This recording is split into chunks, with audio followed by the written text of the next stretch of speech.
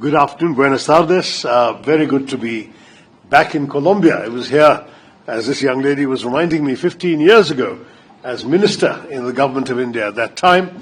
And I had some very good meetings on that occasion with your president and foreign minister in those days. But I have not been back to Colombia in the 15 years since. So it is very satisfying to be back with you again today. Though the circumstances that bring us here are not particularly happy ones.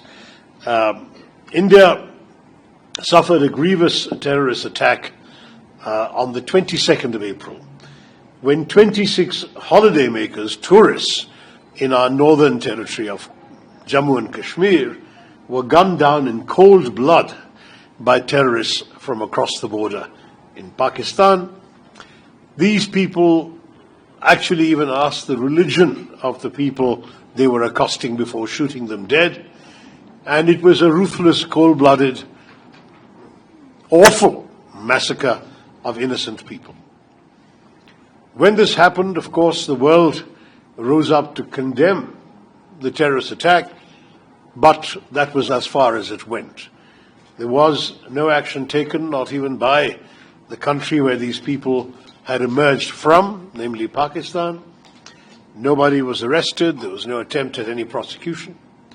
India decided that this kind of outrage could not go unpunished. And therefore, on the 7th of May, India chose to launch strikes against known terror bases, headquarters and launch pads of organizations listed as terror organizations by the United Nations Sanctions Committee on Terrorism, the 1267 Committee, and also on the wanted list, the designated terror list of the United States government. So we were not targeting any Pakistani government institutions, any Pakistani civilian institutions, or even any Pakistani military institutions. We only attacked terror bases. And we did so with a great deal of precision, so much so that in one particular example, we struck a very specific building inside the rather large campus of a particular terrorist organization. And this kind of precision was meant to drive home a very specific message. The message was that if you think you can come and kill our civilians and get away with impunity, that is not going to happen. You will pay a price. At the same time, we took care to conduct these strikes at night, 1 o'clock in the morning, 1:05 to 1:30, so there would be no civilians around and there would be minimal risk of collateral damage. And because of the care with which we had avoided any other target, we were quite confident that the only victims of these attacks would be people located in or residing in these terror headquarters, and indeed so it proved. In fact, the next day there was a well-publicized funeral of one of the terrorists on the sanctions list, and you will be interested to see that that funeral was attended by uniformed senior military and police personnel from Pakistan. That is the extent of complicity that we are seeing between the terrorists who perpetrate crimes of this nature and those who finance, guide, train, arm, and equip them, and who provide them safe haven to continue their training and their other awful deeds. This was then followed by an 88-hour conflict. I will not call it a war, but during that conflict, the Pakistanis shelled indiscriminately. They killed 19 civilians in the district of Poonch by hitting, amongst other things, a Gurudwara, a Sikh temple, a convent of the Carmelites of Mother Mary. They hit civilian homes, they hit cars, residential areas. And in retaliation, India also shelled back. We have then been at the receiving end of a barrage of missiles and drones, which were blocked by our air defenses, and we in turn struck Pakistani military airfields. At the end of 88 hours of these exchanges of strikes, the Pakistanis asked for a cessation of fire, and India immediately agreed. And the reason we had agreed is from the very beginning we had said we had no intention of starting a protracted conflict. We just wanted to teach a lesson to the terrorists alone. And we had said to the Pakistanis, if you don't retaliate, we will not retaliate. If you stop, we will stop. And that's why the war was able to end as swiftly as it did. Now, I want to stress to you, Colombia has good relations with India. We have $1.5 billion of investment in this country, in Colombia, from India. We are a country that is interested and focused only in economic growth, in development, in the well-being and prosperity of our people. Not that many years ago, a large number of our people were still living below the poverty line. For us, the biggest challenge is bringing them into prosperity in the 21st century. We have no desire to be distracted by any trouble on our borders or any conflict. We are very happy to leave our neighbor Pakistan alone if they will leave us alone. Sadly, however, what we are seeing is that Pakistan is not content with the status quo. They seek something we have that we are not going to give them, and that is our territory in Kashmir. And given that, if Pakistan believes that by resorting to all means, including terrorism, in pursuit of a policy called the death by 1,000 cuts, well, India is not so easy to dispose of, and I can assure you that India will stand firm. We are a land of peace. In fact, we're looking forward to visiting one of the statues of Mahatma Gandhi in this lovely city of Bogotá. I believe you have two. Mahatma Gandhi was the apostle of peace, of ahimsa and non-violence. But he was also the leader of our freedom struggle. He fought for freedom against British oppression. And he taught us that freedom also includes freedom from fear. That you cannot live in fear and hold your head high. And we are determined that the answer to terrorism will be so firm and decisive that the terrorists and those who facilitate them will have to think more than once before they embark on such a misadventure. The reason we have come to Colombia, and we are in the middle of a 5-country tour. We have been to Guyana and Panama. We're going to Brazil and then to the United States. The reason we are here in Colombia is to seek the sympathy and understanding of the people of Colombia and the government of Colombia, of the legislators, the diputados of Colombia, and of public opinion, the opinion leaders, those who think about world affairs. We want them to understand and to empathize with our plight. We know that Colombia has had a tragic history of enduring terrorist attacks as well. We deeply, deeply empathize and have always stood strongly with Colombia when it has suffered the depredations of terror.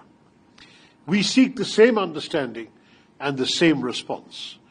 Please stand with us, and please be aware that we are here not only to tell you what has already happened, but to also tell you, as friends, that if this happens again, we will once again act very, very strongly. It is important that people understand this. As you know, all of us in the world want to see peace. Whenever something happens, the immediate response of the world is peaceful solution, peace, calm, non-violence, dialogue.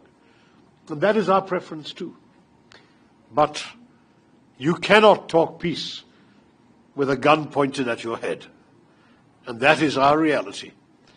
We will respond to what has been done to us, as we judge necessary. And as I say once again, we seek your understanding and support in our struggle and our fight against terrorism. I'll stop there. You're so many of you, I'm sure you have questions. I'll be very, very pleased to respond. Thank you, and Jai Hind. I'll certainly happy to turn to you later. Let me get a Colombian journalist first. Yes, sir. There's a mic coming.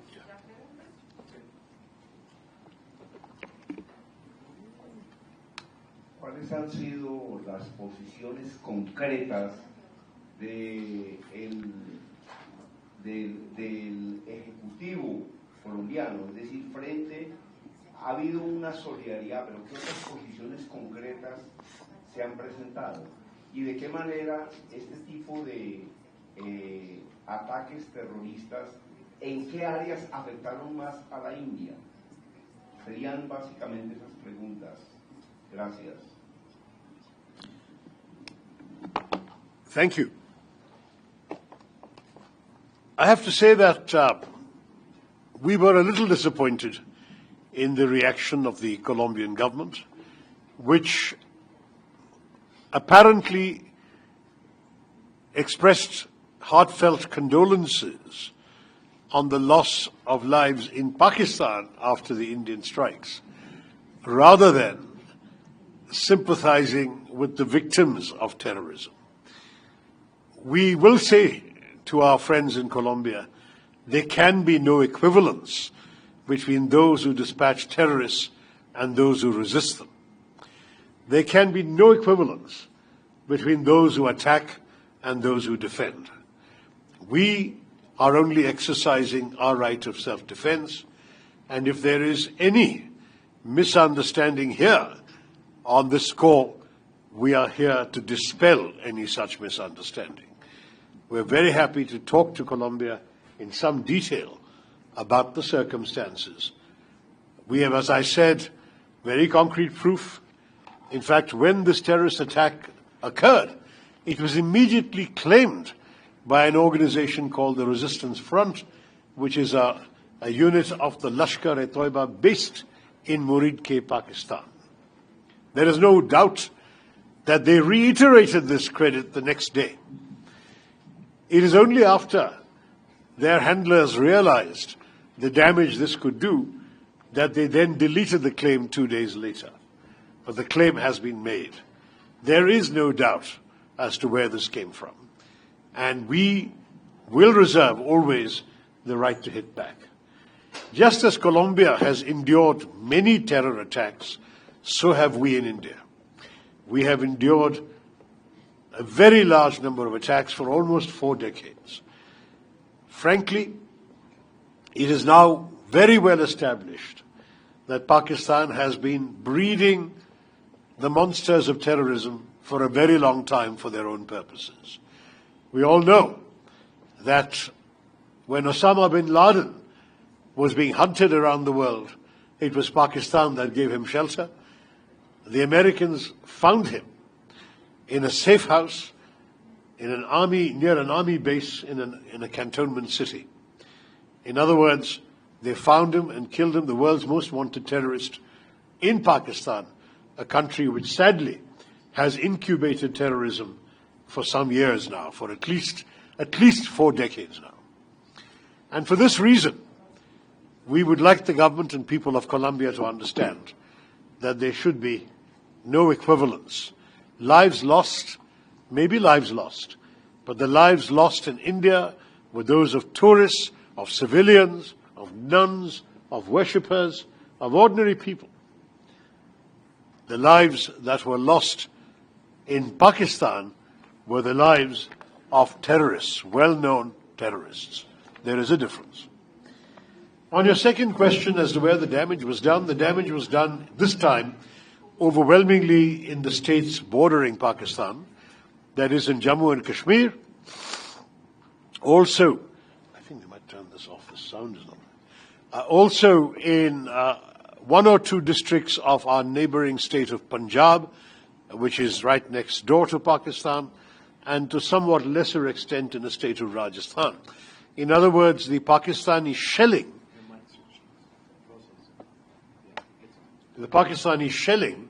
was particularly affecting our border states, and these states took the burden of having to thwart the missiles. But we were well prepared to defend these states. These are our border states. We defend them well, and we were able to prevent any significant loss of life. There was some property damage, considerable property damage in some places. But it was only in Kashmir that lives were lost. First 26 on the 22nd of April, and then further 19 on the 8th of May. And that is, for us, 45 lives too many. There are still 59 people in hospital, or they were when we left India a week ago. It's a very, very serious situation. There was also, I would say, my friend, an intention on the part of the terrorists to provoke a negative reaction in India against our brothers and sisters from the Muslim community. The terrorists specifically asked if people were Hindu or non-Muslim before shooting them dead. There were 25 Hindus, one of them from Nepal, and one Christian who was shot dead. In addition, of course, the shells killed Sikhs and Christians as well. But I say this to you, that India very proudly stayed united. There were some brief moments of anger, as you can understand, in every society, but very quickly India rallied around the unity that is embodied in our country's constitution and the national flag, and we stayed as one voice. I should have mentioned at the very beginning of my remarks, let me do so now, that my colleagues and I represent 5 political parties in India, we represent 7 different states in India, and we represent different languages, different religions. We have 3 religions amongst the 7 of us. We are truly reflective of the diversity of India, whether it's linguistic diversity, political diversity, religious diversity. But we are united in the message we have brought to you in Colombia. Yes. ¿Cómo imagina la India una hoja de ruta sostenible para la paz con Pakistán, dados los persistentes desafíos del terrorismo transfronterizo y la desconfianza política?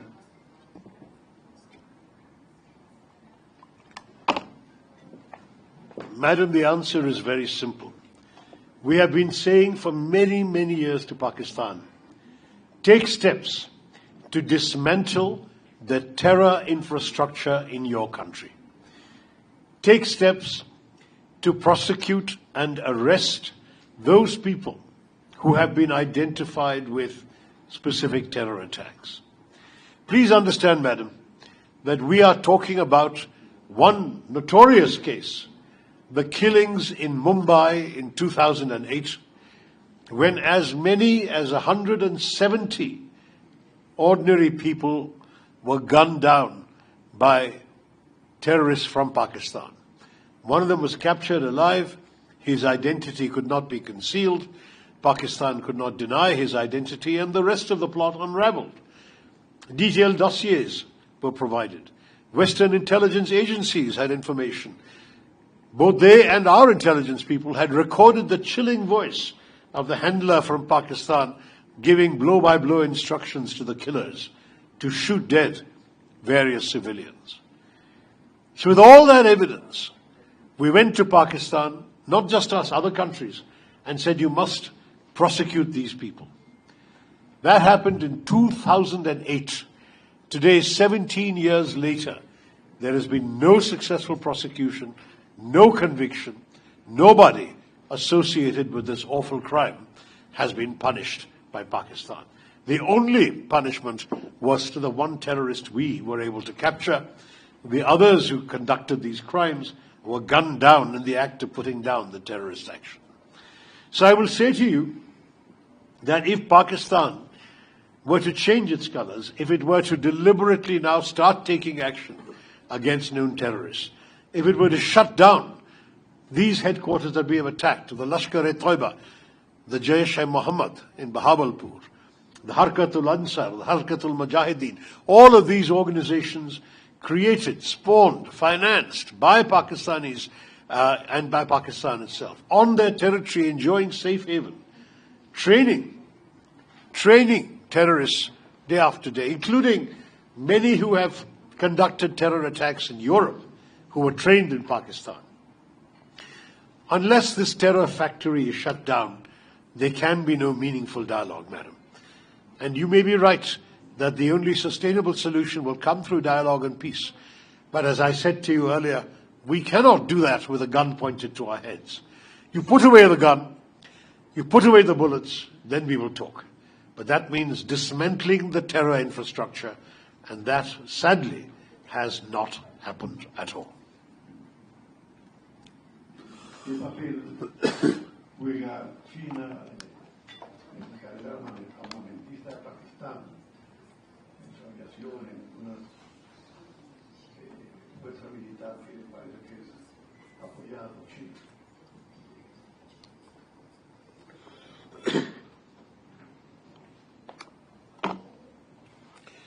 Yes, sir, we are quite conscious of what you are saying. China supplies 81% of all Pakistani defense equipment. Defense is a polite word. Pakistani military equipment, much of it is not for defense, but for attack. We also know, and this is something which we respect, every sovereign country has the right to do this, that the single largest project in China's Belt and Road Initiative is in Pakistan, the so-called China-Pakistan Economic Corridor, which is a corridor, a highway connecting China to a port in southwestern Pakistan that permits goods to be transported relatively quickly and economically to western China. So we are aware of that. And our concern is not with the rights of the Pakistani people to pursue development. Of course, they may do so, including with the partnership with China. Our quarrel is only with the perpetration of terror against us. If that will stop, the rest won't matter. We will pursue our own development, and we will happily leave Pakistan alone to pursue their development. With the blessings and help of China, no problem. But not when it comes to terrorism.